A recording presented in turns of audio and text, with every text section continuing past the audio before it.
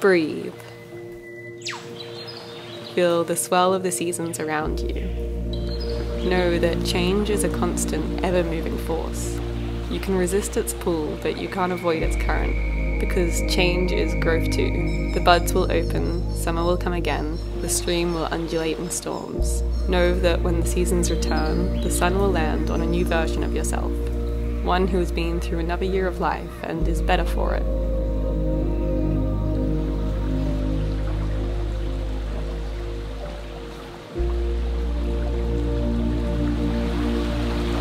It's the first hot days of spring and I need this swim. It's been so hot today.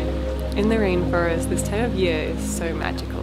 The first hint of the change of seasons is the red cedar's leaves shifting under the early spring days. Then the first firefly quivers through the forest, pulsing a hazy light onto the dusk.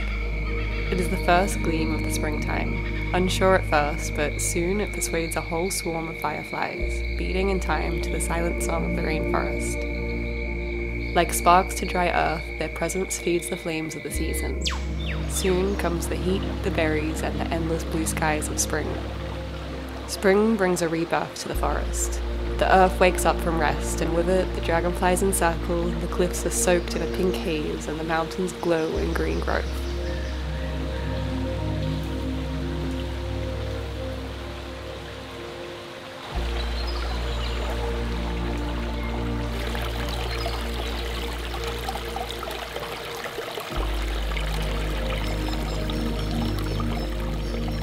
As the red cedar gets its leaves back, they capture these spheres of sun in their grasp, so light and airy that they look like they might just float away, but instead they keep growing and shifting. From bright red to light orange, slowly to a shimmering gold and then a green so deep and forceful that it hides the mountains from view. You never see the colour change though. Each day it slowly shifts so subtly, like a shared secret between me and the tree. Its shadows leach outwards, guided by the heavy spring sun. It feels like the tree's way of documenting itself, in this fleeting moment of morning sun, like she is sketching those shadows to remind me of her root system that reaches into the depths. She reminds me of her strength hidden from sight.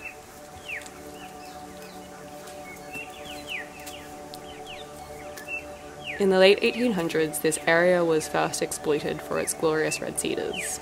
The loggers dubbed the timber as red gold and began to log the vast rainforest with no stop. Because these are one of the only deciduous trees in Australia and their leaves return in this vibrant way, they were easy to spot in the deep forests. So loggers cut almost every red cedar down, almost to the point of extinction. In those days, the red cedars were so large, towering 60 meters above sometimes, and sometimes they had a base of 3 meters wide.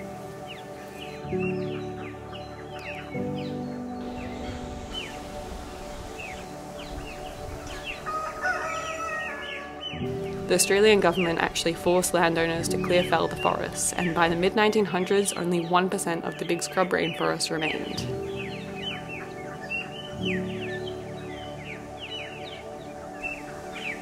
But now there is a lot of groups and individuals working to restore and regenerate the rainforest, and red cedars thrive in the forests, dancing in the first spring light each year. They remind us of the importance of protecting the land and respecting these rainforests. We live on the land of the Arakwal and Minjungbal People of the Bundjalung Nation. We acknowledge the traditional custodians of the country we live on and recognise their continuing connection to the land and waters. We thank them for protecting this rainforest and its ecosystem since time immemorial. Today we're going to be moving this fence so that we can put the sheep and maybe the goats in here and they can start eating this paddock down again. It's been such a mess recently, but we want to just get it all cleared up again for the sheep and goats. You want to help? Clearing the weeds from this paddock will mean that we're able to plant more native trees and fruit orchards, and without the constant overgrowth of weeds, they could thrive. This is where the animals come in, because their job is keeping the weeds under control.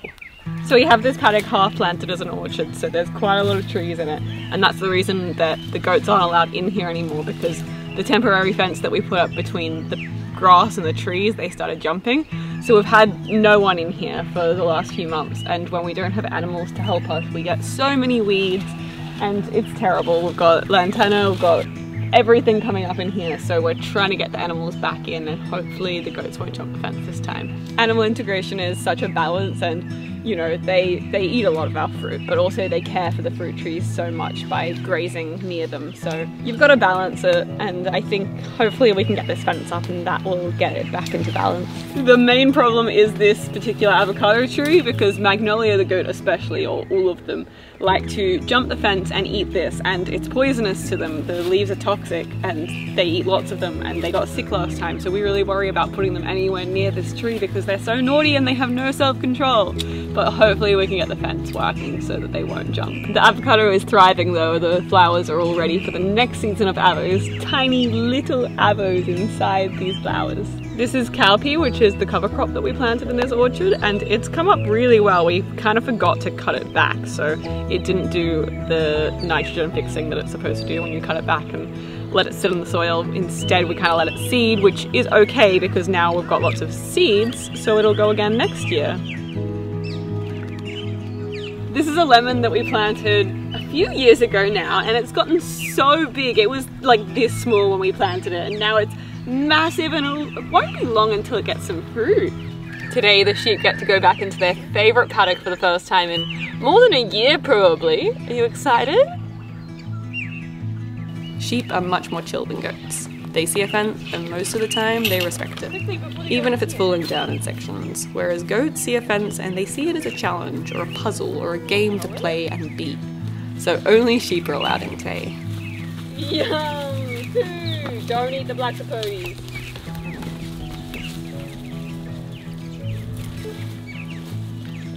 They're so happy, they love it. The goats aren't allowed in because the fence is not goat proof, it's just sheep proof. So it will have to be no goats in here for now, but maybe we can make it goat proof soon. I wish the goats could come in here, but they just don't respect fences like sheep do. And there's so many things that goats would love in here, like these guavas they would love. There's small guavas coming up, or there's lantana and all the things that the sheep don't really like that much, but the goats love. So it's a shame they can't come in, but we'll just have to do some fencing before they can, and then they can come in. So what we're thinking is maybe goats are too naughty to ever be in the orchards where the small trees are coming up. So maybe this is better as a sheep or potentially as a poultry paddock, and we could have all of the ducks and the chickens in here, and if we had enough of them then they'd keep all the grass down to protect the orchards and they wouldn't eat the trees like the sheep and the goats do. So I think that might be a good solution. And they'd fertilise the soil with their poop, of course. Thank you so much to our Patreon. You support us to regenerate the land, as well as the sheep supporting us to regenerate the land. So thanks so much. I've been working lots on my bamboo camper truck, starting with the transition from traditional to more modern tools. I found a hole saw in the shed and it's changed my process so much. Instead of hours spent chiseling and carving perfect holes, I can make them in less than a second. The traditional way is much more beautiful, and I love the connection it gives you to the process. It feels like you really understand each creak of bamboo and the pressure of the weight of every element. But the hole saw is quick and it's neat, and I've got 20 more holes to make, so that's all that matters.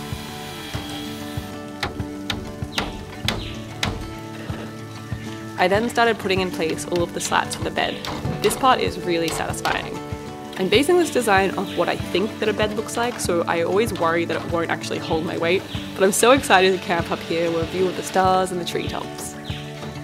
Each piece is pushed through a hole on either end so that it's held by the bigger bamboo, and then a pin is pushed through to hold it all into place and create more structure.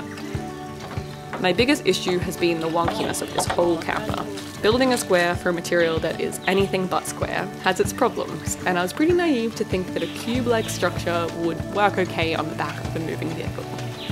Since then, I've realised that triangles are the answer, and with bracing, this thing won't slip around and creak on every corner, and most importantly, it won't fall apart if I drive 10 minutes down the road. The goats seem really interested in this step too, or maybe they just love the bamboo scraps.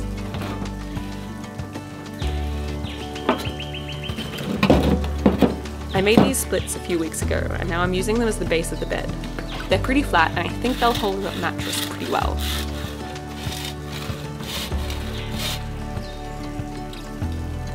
Wiring them into place seems like my best option, because any sort of nails or screws just split the bamboo, so you have to think a bit differently. Luckily, over the years of goats escaping from every paddock they've ever seen and needing to fix a fence every week, my wire twisting abilities have grown, and are finally coming to good use. After testing if it holds my weight, I'm on to making the roof, which will be a pop-up triangle structure made from 2 rectangles. I don't have much bamboo left, so these are almost the last pieces, and I don't have much choice in sizes, but I think they're perfect.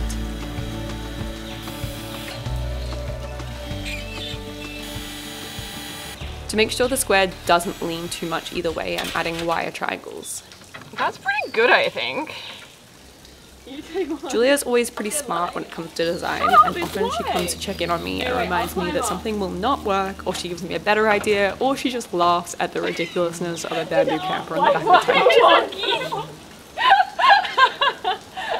tank. It's so wonky. Stop laughing! It's cute! Can you try crawling in? Okay, yeah. It's beautiful though! The spring days are super hot, and as we work, we look forward to a refreshing swim. But the water is still pretty cold, so despite wanting to swim all day, when it comes to it, I always struggle to get in. It's not that cold! You're lying! It's not cold at all!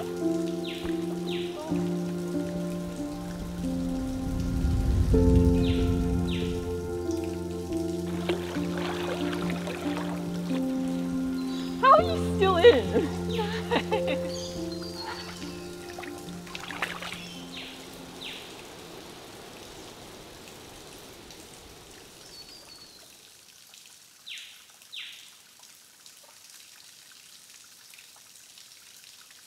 With a few things left until the roof is working, I'm so excited. First, I'm cutting little nooks for the bamboo to sit in with the other side, and then I'm wiring it all onto my homemade hinges, which are also made of bamboo. Now we check if it works. I'm scared. Oh, no way. That's perfect. Wow, I thought of this idea in a dream and it works. Oh, okay, now for the other side. The goats are so happy at the moment, and they skip with joy to every paddock. Usually this can be a really harsh time of year. If we get no rain, the grasses die off and the goats aren't left with much food. But this year, again, is so wet, and so there's growth everywhere. All of their paddocks are full of treats, so each day they can't decide where they want to go.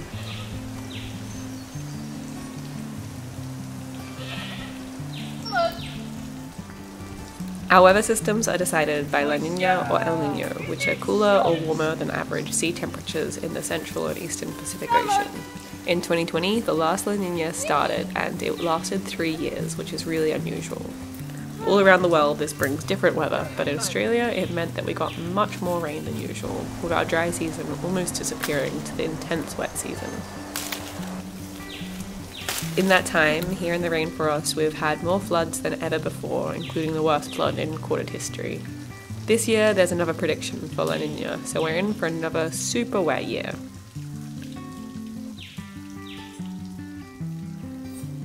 There's only the last of the winter fruit left, so we've been making good use of them. At this time of year, I try to savour the flavours of the winter time and really appreciate the last of the abundant fruit.